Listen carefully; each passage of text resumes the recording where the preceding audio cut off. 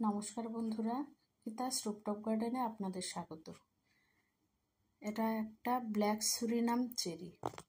তো এই চেরিটা আমার খুব ভালো লাগে, তাই আমি অনলাইন থেকে এটা আনিয়েছিলাম। 1 বছর হয়নি, 8-9 মাস হবে গাছটার কেমন হয়েছে শুধু বলুন। একবার শুধু মিক্স খাবার দিয়েছি,